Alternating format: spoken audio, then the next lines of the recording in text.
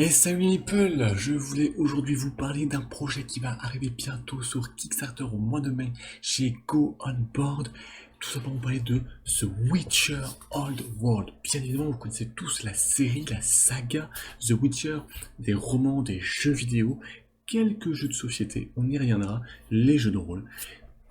Tout ça chez C&D Projekt, cet éditeur polonais, et Go On Board, qui est aussi polonais, a annoncé il y a quelques temps le futur Kickstarter sur la licence The Witcher pour The Witcher Old World, qui sera un jeu de plateau. Donc, dans cette vidéo, je vais essayer de vous résumer toutes les informations que nous avons obtenues, les pistes qui est déjà dévoilées, les mécaniques de base, les différentes offres qui sont faites durant ce Kickstarter. Alors, pour cela et pour pouvoir illustrer tous ces propos, je vais surtout m'appuyer sur deux articles qui centralisent toutes ces informations, deux articles que j'ai écrits, qui sont sur mon blog, ou si vous ne savez pas, j'ai aussi un blog en plus de la chaîne YouTube, donc vous pouvez aller lire ou regarder cette vidéo.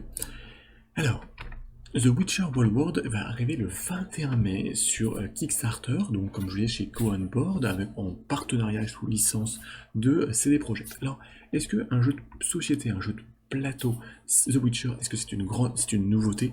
Non. Il en existe déjà un, c'était The Witcher Adventure Game qui était sorti en 2014, qui était un jeu pour 2 à 4 joueurs avec FFG, chacun incarnant un de ces grands héros de la saga, Geralt, Triss, Jaskier ou Yarpen, et parcourir le monde sur une map, réaliser des missions, et puis voilà, devait gagner un certain nombre de points de victoire. Alors, malgré tout, la licence de Witcher dans les jeux de société, jeux de plateau, n'a pas été tant utilisée que ça, elle a été beaucoup dans les jeux de rôle, et donc là arrive The Witcher Old World. Alors, chose très importante, ce jeu va se passer dans le même monde que The Witcher, mais pas à l'époque de Geralt de Rive. Donc, il y a peu de chances, voire aucune chance de retrouver Geralt de Rive, puisque ce jeu se passe bien en amont de l'existence du sorceleur blanc, du loup blanc. Dans The Witcher World War, qui sera un jeu de 2 à 5 joueurs, un jeu compétitif, vous allez aussi incarner des sorceleurs de différentes écoles, de 5 écoles dans la boîte de base. On peut imaginer qu'il y aura d'autres écoles, notamment que c'est pour les Kickstarter avec des stretch goals ou des add-ons. L'objectif étant de gagner 5 points de victoire en remplissant des quêtes, principalement en tuant des monstres, mais aussi parfois en s'affrontant entre joueurs.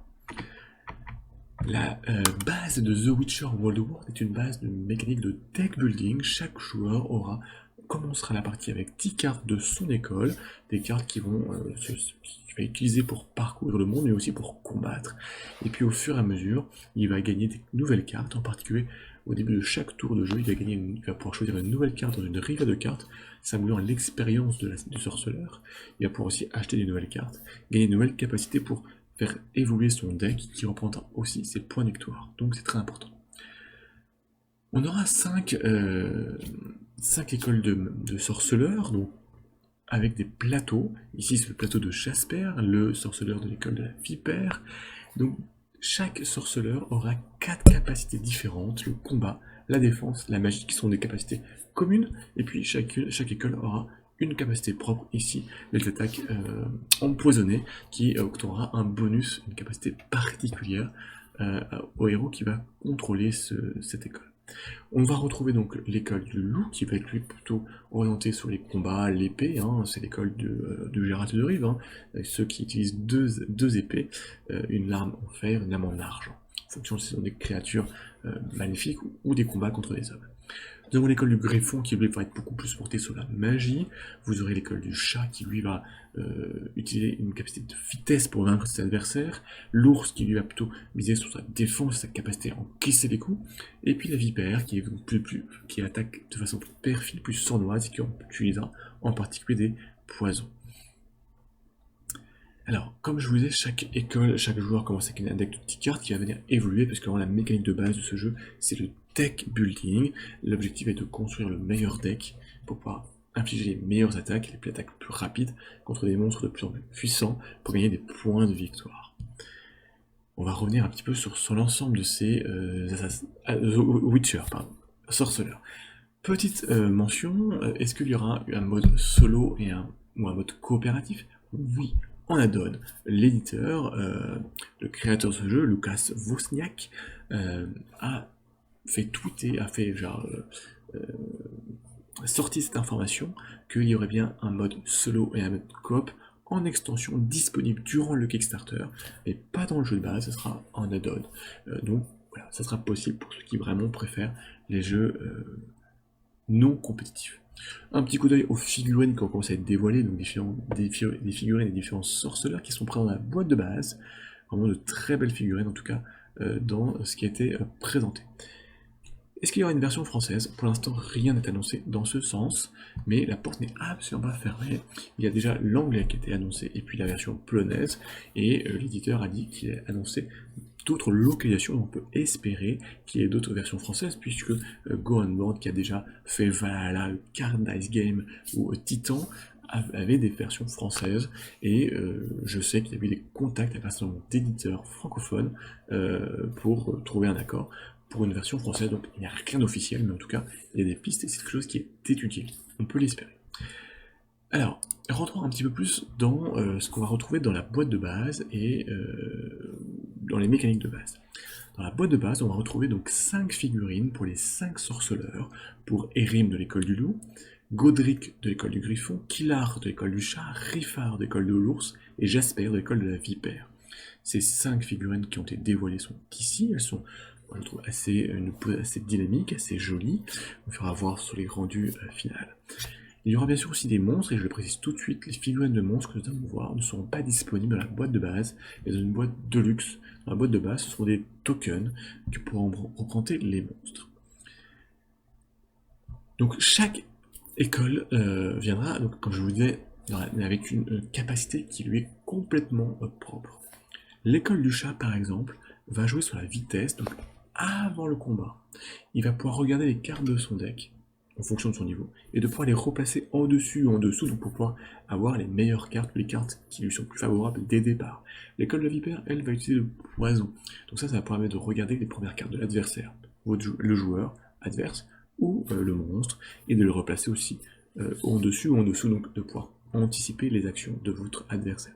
L'école de loup, lui, joue sur le maniement des épées, donc lorsque vous allez réussir des combos, on va y revenir, on va pouvoir piocher de nouvelles cartes supplémentaires dans votre main. L'école de l'ours, elle, va plutôt être défensif et avec sa capacité d'armure, lorsque votre défense va tomber à 0, vous allez pouvoir la remonter et repiocher des cartes supplémentaires, restaurer votre défense. Enfin, l'école du griffon, lui, va utiliser la magie. Ainsi, on va pouvoir en fait piocher et défausser des cartes pour pouvoir faire tourner sa main beaucoup plus rapidement et venir trouver là encore les cartes qui vous sont favorables. Donc là, on voit un petit peu les 5 écoles avec leurs figurines, leur deck et leur plateau joueurs.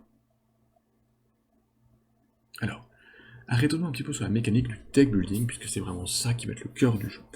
Vous voyez ici une carte, il y en aura beaucoup, avec les différentes caractéristiques.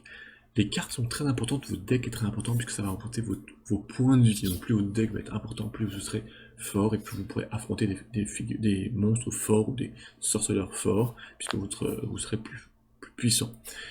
Votre deck va aussi d'abord vous servir à vous déplacer et à attaquer.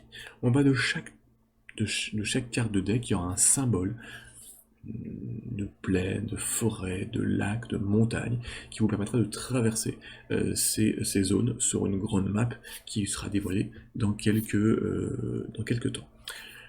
Mais ça va aussi vous servir pour le combat, qui est quand même le cœur du jeu, puisque vous allez devoir réaliser des quêtes. Il y aura toujours 3 monstres présents sur la carte. Vous pourrez venir enquêter avant pour obtenir un petit bonus contre ce monstre, ou décider de l'attaquer sans connaissance particulière en allant dans le lieu et en venant l'attaquer. À ce moment, les cartes, il y a différents types de cartes qui seront disponibles. Il y aura 6 types. Il y a des cartes qui sont plutôt rouges, donc plutôt sur les attaques puissantes avec des symboles d'attaque, les bleus pour l'attaque rapide, les verts pour l'esquive, les jaunes pour la défense et le violet pour les sciences, la magie des sorceleurs.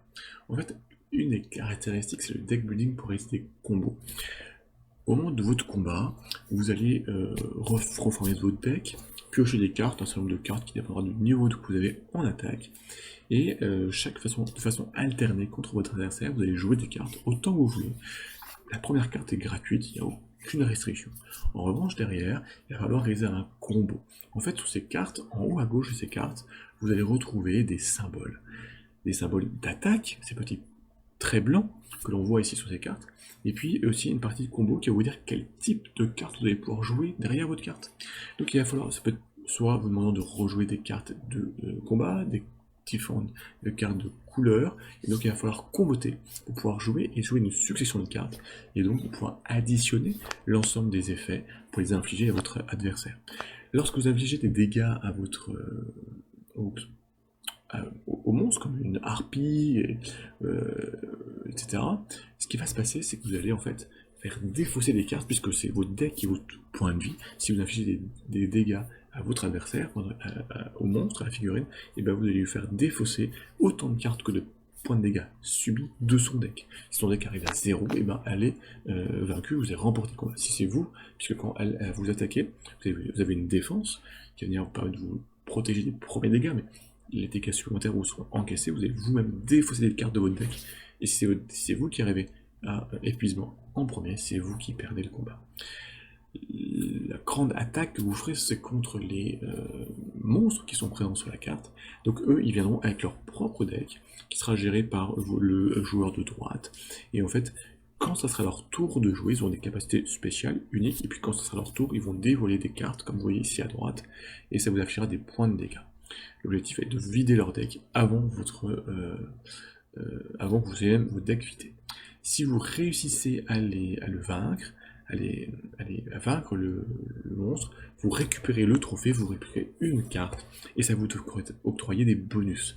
Ce qui est important, c'est que c'est le premier joueur qui aura 5 trophées, donc 5 points de victoire, qui gagnera la partie, et donc, mais c'est aussi des bonus comme ici la harpie que l'on voit en image.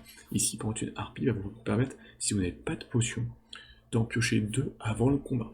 Puisqu'effectivement, avant les combats, vous pourrez piocher des potions, boire des potions comme dans The Witcher, qui vont donner des capacités supérieures, qui vont développer vos niveaux pour un tour ou deux, ou voilà, développer certaines capacités pour le combat.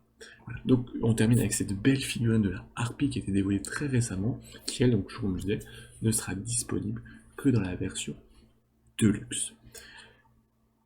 Voilà, on a fait, je dirais, le tour de ce qu'on sait de The Witcher. Donc c'était un jeu d'affrontement à 2 à 5 joueurs où vous allez incarner des sorceleurs qui vont parcourir le monde, une grande carte, et où vous devrez réussir 5 contrats, 5 quêtes pour avoir 5 points de victoire et remporter la partie.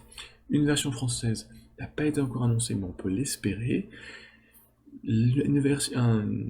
Un mode de jeu en coopératif et en solo est prévu lors de la campagne Kickstarter, en add-on, campagne Kickstarter qui va commencer fin mai, donc chez Go On Board, en partenariat avec CD Projekt.